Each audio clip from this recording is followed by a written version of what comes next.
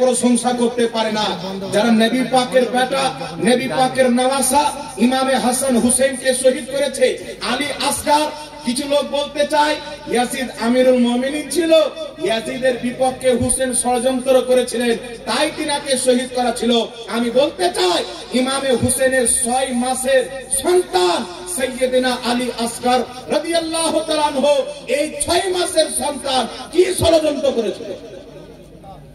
6 মাসের কচি সন্তান, নবী পাকের রক্তের ছেলে, যে মায়ের দুধ ঠিকভাবে পান করতে পারতো না, এই 6 মাসের শিশু সন্তান ইয়াজিদের সাথে কি দুশমনি ছিল, ইয়াজিদের বিপক্ষে কি বলেছিল, ইয়াজিদের ব্যাপারে কি চক্রান্ত করেছিল? 6 মাসের আলী আসগারকে মেরে ইয়াজিদ প্রমাণ করে দিয়েছে সে মুসলমানের কাতারের লোক ছিল না, জাহান্নামের কুকুরের মধ্যে একটি কুকুর ছিল। এখন আপনাকে বলতে চাই, যারা ইয়াজিদকে আমিরুল মুমিনিন বলে, আমি তাদেরকে বলতে চাই তোমার বাপ ইয়াজিদের ফাতোয়ার প্রতি আমল করো। কিতাব আপনাদের সম্মুখে রাখছি, কিতাবটির নাম তারিখুল খুলফা, পৃষ্ঠা নাম্বার 207। আরেকটি কিতাব আস-সাওয়াইকুল মুহরিকা, সাফা নাম্বার 134। আরেকটি কিতাব তাবকাতে ইবনে সাদ, পঞ্চম খণ্ড 66 নাম্বার পৃষ্ঠার মধ্যে লেখা আছে, কি লেখা আছে? ইয়াজিদ জিনাকারী ছিল, মহিলাদের সাথে জিনা করত, মায়ের সাথে বিবাহ করা, বেটির সাথে বিবাহ করা ইয়াজিদ জায়েজ বলতো, বৈধ বলতো। তাহলে ইয়াজিদেরকে যারা আমিরুল মুমিনিন বলে, এই ওয়াহাবিদেরকে বলতে চাই তোমরাও মায়ের সাথে বোনের সাথে বিয়ে করো। তোমাদের আমিরের এটাই ফতোয়া। ইয়াজিদ ফতোয়া দিয়েছিল মায়ের সাথে বিয়ে করা যায়, ইয়াজিদ ফতোয়া দিয়েছিল বেটির সাথে বিয়ে করা যায়। আর ইয়াজিদ শরাব পান করে এত বেহুশ হয়ে যেত, নেশাতে ডুবে যেত যে ইয়াজিদ নামাজ পর্যন্ত ছেড়ে দিত। এই কথা কে বলছেন বাবা? হযরতে আব্দুল্লাহ বিন হানজালা রাদিয়াল্লাহু তাআলা আনহু এই কথা বলেছেন। আর তিনি বলছেন ওয়াল্লাহি, আল্লাহর কসম, ইয়াজিদ বদকারী ছিল, জিনাকারী ছিল, ইয়াজিদের এত কুকর্ম ছিল, আমরা ভয় করতাম যে আসমান থেকে যেন আল্লাহর আযাব না নাযিল হয়ে যায়। মায়ের সাথে বিবাহ করা জায়েজ বলতো, বেটির সাথে বিয়ে করা জায়েজ বলতো, আর দারু পান করে নেশাতে ডুবে থেকে নামাজকে ছেড়ে দিত। তো ইয়াজিদের সন্তান ওয়াহাবিদেরকে বলতে চাই তোমাদের মা বেটিকে বিয়ে করার ব্যাপারে কি ধারণা আছে বলো? তোমার আমিরুল মুমিনিন তো এটা বলেছে, তো তোমার আমিরের ফতোয়া মানো। আমরা হুসেনকে আমিরুল মুমিনিন মনে করি, ইয়াজিদকে মনে করি। এজন্য আমার আপনার নবী সাল্লাল্লাহু আলাইহি সাল্লাম কি বলেছেন? কিতাবটির নাম হচ্ছে মুসনাদে বাসার। এই কিতাবের মধ্যে ইমাম বাসার রাহমাতুল্লাহ আলাইহি হাদিস নিয়েছেন। রাসূল পাক সাল্লাল্লাহু আলাইহি সাল্লাম বলেছেন যে আমার উম্মতের মধ্যে আমার ইসলামকে ধ্বংস করবে একজন ব্যক্তি খানদানে বানু উমাইয়াতে জন্ম নেবে, যে আমার ইসলামকে দুর্বল করবে, আমার ইসলামকে ধ্বংস করবে। রাসূল পাক বলছেন ইসমহু ইয়াজিদ, তার নাম হবে ইয়াজিদ। তার নাম কি হবে? নবী পাক 1450 বছর পূর্বে বলে গেছেন আমার ইসলামকে ধ্বংস করবে যার নাম হবে ইয়াজিদ। তাহলে পৃথিবীর মুসলমান ইয়াজিদ ইসলামকে ধ্বংসকারী, এটা আমার আপনার নবী ইয়াজিদের জন্ম হওয়ার আগে বলে দিয়েছেন, ইয়াজিদের জন্ম নেওয়ার পূর্বে বলে দিয়েছে। তাহলে এখন আপনারা বলেন বাবা, এই ইয়াজিদকে আমিরুল মুমিনিন বলা যাবে? এর জোরে বলতে হবে। যারা আমিরুল মুমিনিন মনে করে এরা কি মুসলমানের বাচ্চা হতে পারে? এদের ঈমান থাকতে পারে? রাসূল পাকের দ্বীনকে ধ্বংস করতে যাচ্ছিল ইয়াজিদ, একদিন নয়, 2 দিন নয়, মদিনা শরীফে 3 দিন পর্যন্ত তার লস্করের জন্য জিনা করা হালাল করেছিল, দারু পান করা হারাম ছিল। তারা মসজিদে নববীর মধ্যে ঘোড়া বেঁধে পায়খানা করিয়েছিল। আর মদিনার মুসলমান বহু বেটিদের ইজ্জত নষ্ট করে হাজার হাজার মহিলার পেটে অবৈধ সন্তান এই ইয়াজিদের হুকুমে তার লস্কররা জন্ম দিয়েছে। আর আজকে নাম আহলে হাদিস দিয়ে ইংরেজদের দালাল, খ্রিস্টানদের তৈরি করা দল মানুষকে বলতে চাইছে ইয়াজিদ সঠিক পথে ছিল, হুসেন ভুল পথে ছিল। আমি মনে করি এইগুলো মৌলবীর জন্মটাই ঠিক নাই। আর এরকম নাপাক লোকের কেন প্রশংসা করবে? শুধু তাই নয়, পৃথিবীর মুসলমান আগে চলেন হযরতে মুনজির বিন সুবাইর রাদিয়াল্লাহু তাআলা আনহু এলান করে বলেছিলেন তিনি যখন ইয়াজিদের দরবারে গেলেন তো ইয়াজিদ হযরতে মুনজির আব্দুল্লাহ হযরতে মুনজির বিন সুবাইর রাদিয়াল্লাহু তাআলা আনহুকে 1 লক্ষ দিরহাম ইনাম দিল, তোফা। 1 লক্ষ দিরহাম নিয়ে হযরতে মুনজির যখন মদিনাতে আসলেন, মদিনা আসার পরে বলছেন, এ মদিনাবাসী, ইয়াজিদ আমাকে 1 লক্ষ দিরহাম পুরস্কার দিয়েছে, ইনাম দিয়েছে, তবে আমি আল্লাহর কসম খেয়ে বলি, ওই ব্যক্তি দারু পান করে, ওই ব্যক্তি নেশা করে, আর ওই ব্যক্তি দারু পান করে বিছানায় পড়ে থাকে, নামাজগুলিকে ছেড়ে দেয়, নামাজও পড়ে না। এটা সাহাবীর বেটারা বলছে, তাবিঈগণ এই কথা বলছে। শুধু তাই নয়, পৃথিবীর মুসলমান, এটি কোন কিতাবে লেখা রয়েছে? ওয়াফাউল ওয়াফা, প্রথম খণ্ড, 189 পৃষ্ঠা। তারপরে আগে চলে আসেন, হযরতে আব্দুল্লাহ বিন জুবাইর আরো বলছে, কিতাবটির নাম ইবনে আসির, চতুর্থ খণ্ড, 40 পৃষ্ঠা। হযরতে আব্দুল্লাহ বিন জুবাইর বলছেন, আল্লাহর কসম, নিঃসন্দেহে একজন ব্যক্তিকে ইয়াজিদ কতল করেছিল, যেই ব্যক্তি 5 ওয়াক্তের নামাজ পড়তো, তাহাজ্জুদের নামাজ পড়তো, দিনের বেলা রোজা রাখতো। আল্লাহর একজন নেক বান্দা, ওলি বান্দাকে বিনা দোষে ইয়াজিদ হত্যা করেছিল, বিনা দোষে হত্যা করেছিল। তারপর তিনি লিখতেছেন, শুধু হত্যা নয়, আল্লাহর কসম খেয়ে বলি, ইয়াজিদ কুরআন পাককে বদলে দিত, গুমরাহি প্রচার করত, কুরআন পাকের আয়াত করে অপব্যাখ্যা করে মানুষকে গুমরাহ করত, দ্বীনকে সেই ব্যক্তি নষ্ট করতে আরম্ভ করেছিল। এই জন্য আমার ইমামে হুসাইন রাদিয়াল্লাহু তাআলা আনহু মদিনাতে নবী পাকের রওজা মুবারককে ত্যাগ করে আপনার কুফার দিকে রওনা হয়ে গেলে, যে ইমামে হুসাইন বেঁচে থাকতে মুস্তাফার দ্বীনকে বিক্রি হতে দিবে না, নবীর দ্বীনকে নুকসান হতে দিবে না। আমি হুসাইন জীবন দিতে পারি, ইসলামের ক্ষতি দেখতে পারি না।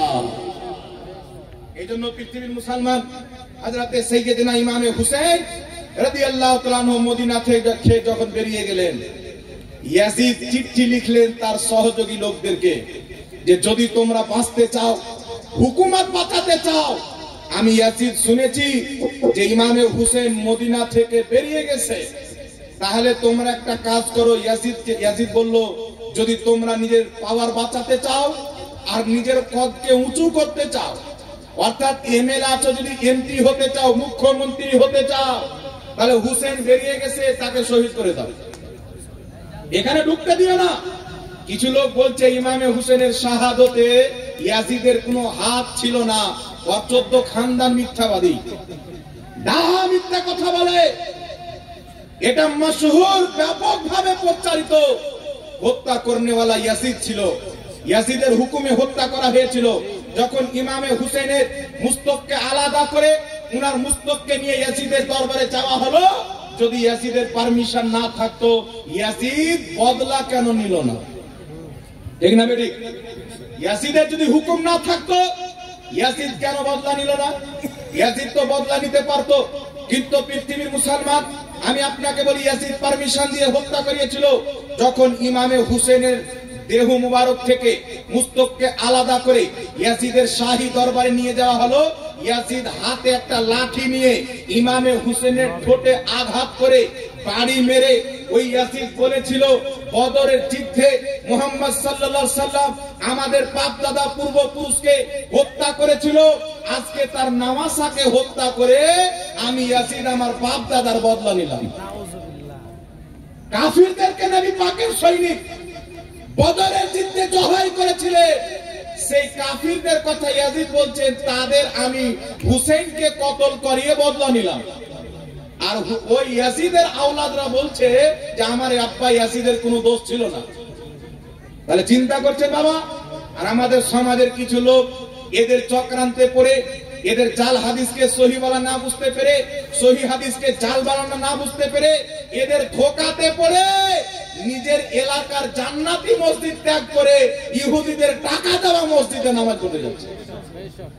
আর এরা মনে করছে 2025-এ ইসলাম পেলাম। এই পৃথিবীর মুসলমান, ইয়াজিদের পক্ষে কথা বলনে वाला মুসলমান কি করে হতে পারে যে ইয়াজিদের বিপক্ষে মুস্তাফার হাদিস রয়েছে?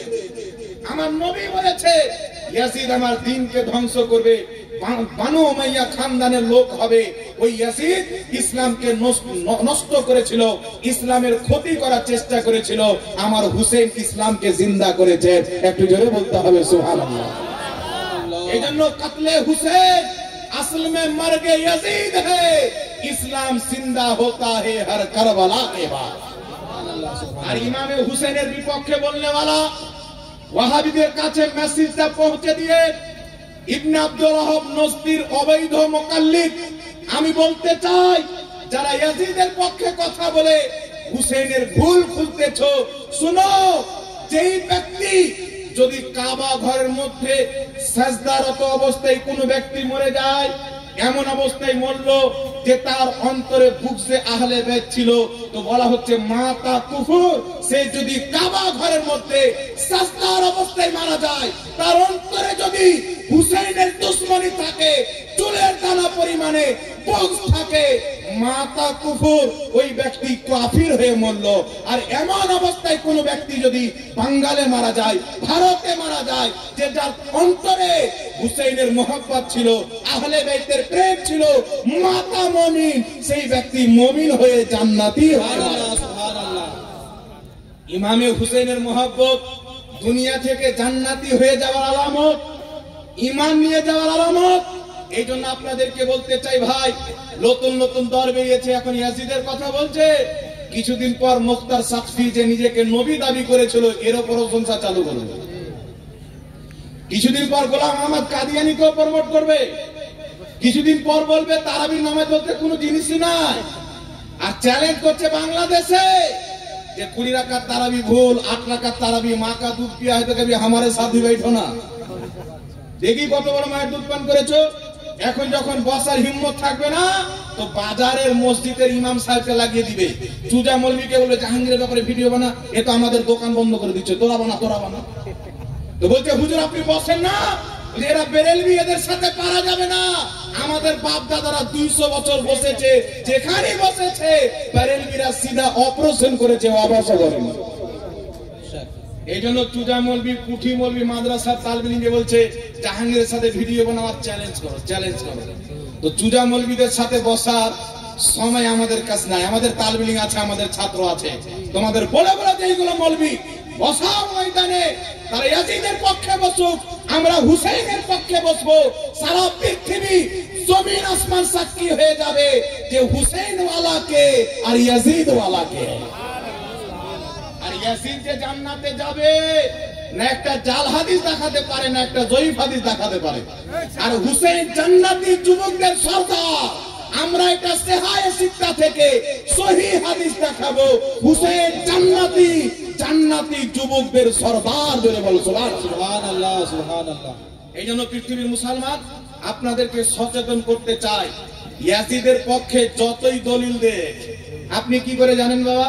উপরওয়ালা দল নিন আর বলবে হেদায়েতের আয়াত করে নিয়েছে। আপনি কি করে বুঝবেন? একটা কথা মনে রাখতে হবে, নবীর আওলাদকে শহীদ করেছে, এর পক্ষে না কোরআনের আয়াত থাকতে পারে, না নবীর হাদিস থাকতে পারে। কেউ যদি হাদিস ঠিক করে, তো নাপাক বাপকে পবিত্র করার জন্য হাদিসকে নাপাক করতে যাচ্ছে। এর দুনিয়াও বেকার, আখিরাতও বেকার। এই জন্য আপনাদেরকে বলতে চাই বাবা, এই বর্তমান জামানাতে কিছু ফিরকা বেরিয়েছে।